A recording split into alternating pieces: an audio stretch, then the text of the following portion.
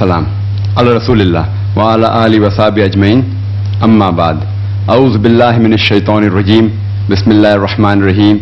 Ya ayyuhan nasu inna khalaqnakum min zakin wa unsa wa ja'alnakum shu'uban wa qaba'ila lita'arafu inna akramakum indallahi atqakum innallaha alimun khabir. Bismillahir rahmanir rahim. Rabbi shrah li sadri wa yassir li amri wahlul 'uqdatam min lisani yafqahu qawli. Brother Fawd, Dr. Shoaib, my respected elders and my dear brothers and sisters, I welcome all of you with Islamic greetings. Assalamu alaikum wa rahmatullahi wa barakatuh. May peace, mercy and the blessings of Allah subhanahu wa ta'ala be on all of you. It's a pleasure once again to be in South Africa, and especially in the IPCI. And this is my 4th visit to South Africa. And one of the main reasons for all my visits to South Africa, including this visit, is to visit Sheikh Ahmed Deedat. I call him Uncle Ahmed Deedat. And IDM had requested me a couple of years back to come for a lecture tour. And one of the reasons that I accepted seeing a slot that was free in my schedule 2 years back was that I would have the opportunity to meet Uncle Ahmed Deedat again. And in this trip, the first person I met was Sheikh Deedat, and again I met him yesterday. And after Uncle saw one of my latest video cassettes on non-wage debate, he said, with tears rolling out, he can communicate through a board, as all of you may be aware, that my son, you have achieved in 4 years what took me more than 40 years. And I said, Uncle, it is because of him that I was able to do it, because he gave it to us on a platter. Otherwise I would have taken 44 years. Uncle did the job. We have to take the advice, take the good things that he has given us, and we have to move ahead. It is because of Uncle that I am here today. Otherwise I would have been in the surgery. He is the one who inspired me. It was my ambition to become a doctor, and the ambition of my mother that I should become a surgeon, somewhat similar to Dr. Chris Barnard.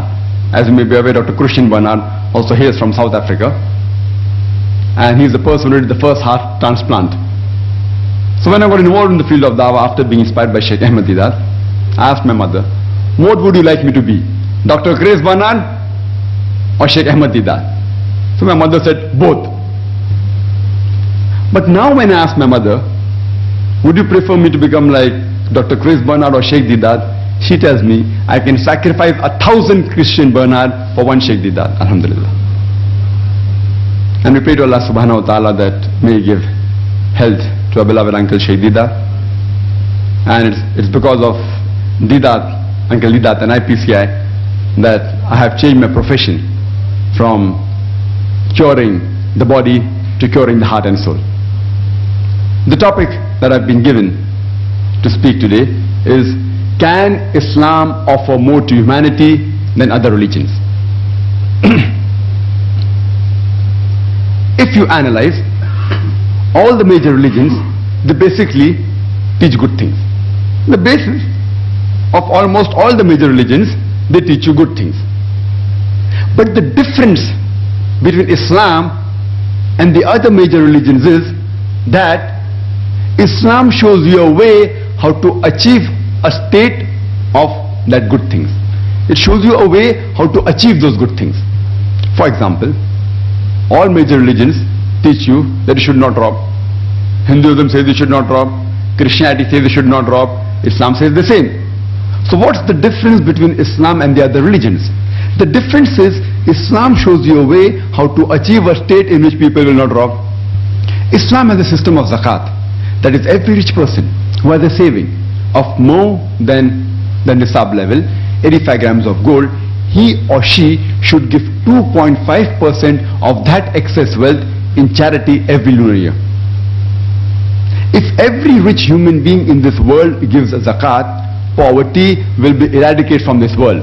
There will not be a single human being who will die of hunger.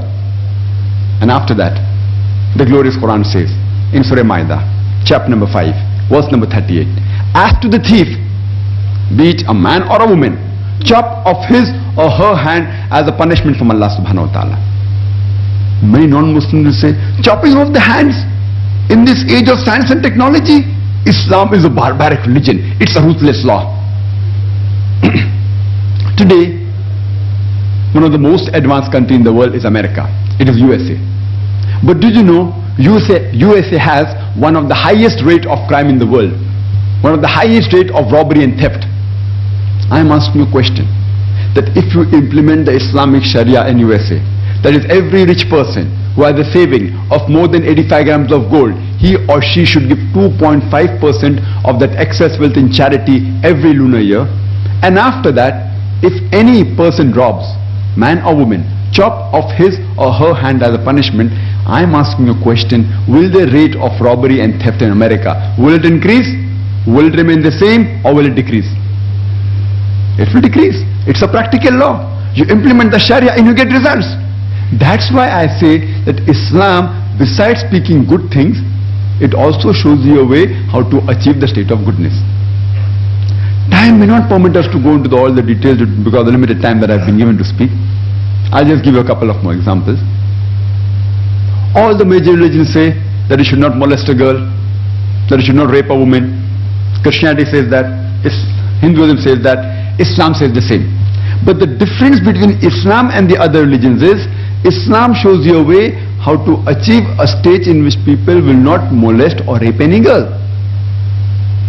People, mainly the speakers, they talk about hijab for the women, hijab for the women, hijab in Islam for women. But Allah subhanahu wa ta'ala in the glorious Quran first speaks about the hijab for the man and then for the woman. Allah says in the Quran, in Surah Nur, chapter number 24, verse number 30, say to the believing man that he should lower his gaze and guard his modesty. The moment a man looks at a woman, any brazen thought comes in his mind, he should lower his gaze. There was one of a Muslim brother of ours who was staring at a girl for a long time.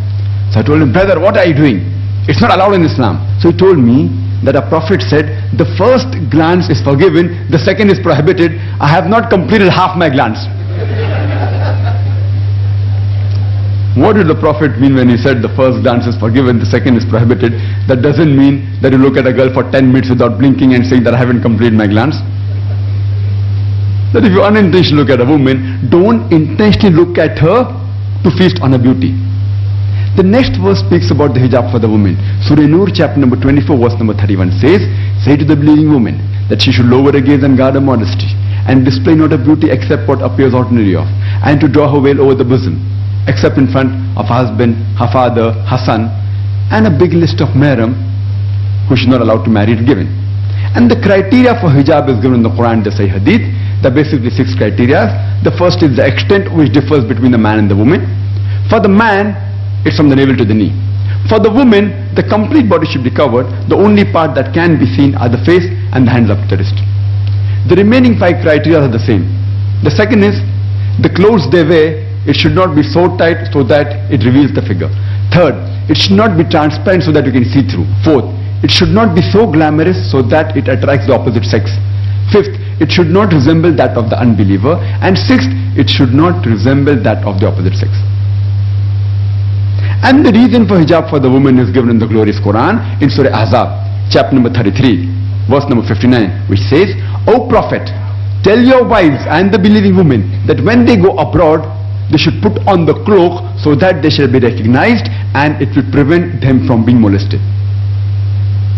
Suppose 2 beautiful, equally beautiful, and one of the twin sister, she is wearing the Islamic hijab, complete body covered except the face and the hands up to the wrist. And the other twin sister, she is wearing the western clothes, mini skirt or shorts. And if they're walking down the streets of Durban, and if round the corner there is a hooligan, there is a hoodlum who's waiting for a catch, who's ready to tease a girl, I am asking you a question. Which girl will he tease? Will he tease the girl wearing the Islamic hijab, or will he tease the sister who's wearing the mini skirts and shorts? Quran rightly says that hijab has been prescribed for the woman to prevent her from being molested. And after that, the Islamic Sharia says, if any man rapes any woman, capital punishment, death penalty. Non-Muslims say, death penalty? In this age of science and technology? Islam is a barbaric religion. It's a ruthless law. But when I pose this question to my non-Muslim brothers, and I've posed to thousands of them, that suppose unfortunately, God forbid, someone rapes your mother or rapes your wife, and if you are made the judge and the rapist is brought in front of you, what punishment will you give him? And believe me, all of them said we will put him to death. Some went to the extreme of saying we will torture him to death. So why these double standards? Someone rapes your mother, your wife, you want to put him to death. Someone rapes somebody else's wife or mother, you say death penalty is a barbaric law. You know, in America, the country which is supposed to be the most advanced in the world, according to the statistics of FBI, 1990, in the year 1990 alone, 102,555 cases of rape took place. And the report said only 16% were reported. So with the complete figure, you have to multiply by 6.25 and you get a total of 640,968 rapes that took place in America in 1990. If you divide by 365 the number of days, you get an average of 1,754 cases of rape that took place every day on an average in the year 1990 alone. The other statistics of 1996, the US Department of Justice, Crime Bureau, it says on an average every day 2,713 cases of rape took place in the year 1996. 1990, 1,756, 54, and in 1996, 2,713. Maybe the Americans got more bold. And the 1996 statistics says every 32 seconds, one case of rape is taking place. You know, we have been here for the past half an hour. Already 60 rapes may have taken place in America from the time we are here in this auditorium. 60 rapes may have already been taken place. I am asking you the question that if you implement the Islamic Sharia in America, that is, every man, when he looks at a woman, any unashamed thought, any brazen thought comes in his mind, he should lower his gaze. And the woman, her complete body should be covered, except the face and the hands up to the wrist. And after that, if any man rapes a woman, capital punishment. I am asking you the question, will the rate of rape in America, will it increase? Will it remain the same or will it decrease? It will decrease. It's a practical law. You implement the Sharia and you get results. That is the reason I say that Islam, besides teaching good things, shows you a way how to achieve the state of goodness. All the major religions theoretically, they speak about universal brotherhood. But Islam is the only religion which practically implements it in its day-to-day life. And this country, as we all know, previously there was the apartheid law. Now it has been abolished, again theoretically, but practically it yet is there in most of the people living here. Islam has the solution. And I start my talk by quoting a verse from the glorious Quran, from Surah Hujurat, chapter number 49, verse number 13, which says, Ya ayyuhan nasu inna khalaqnakum min zakrin wa unsa wa ja'alnakum shu'uban wa qaba'ila lita'arafu inna akramakum indallahi atqakum innallaha alimun kabir. O humankind, we have created you from a single pair of male and female and have divided you into nations and tribes so that you shall recognize each other, not that you shall despise each other. And the most honored in the sight of Allah who has taqwa. The criteria for judgment in the sight of Allah subhanahu wa ta'ala, it's not caste, it's not color, it's not sex, it's not wealth, it is taqwa. It's God consciousness, it's piety. And in Islam, we practically demonstrate universal brotherhood minimum 5 times every day. I'm referring to the salah. When we offer salah, our beloved Prophet said, it's mentioned in Sunnah Abu Dawud, volume number 1, in the book of Salah, chapter number 245, hadith number 666, our Prophet said, before starting the Salah, stand in your rows, stand shoulder to shoulder, close in the gaps, do not leave any opening for the devil. The Prophet wasn't referring to the devil which we see in the museum with 2 horns and a tail.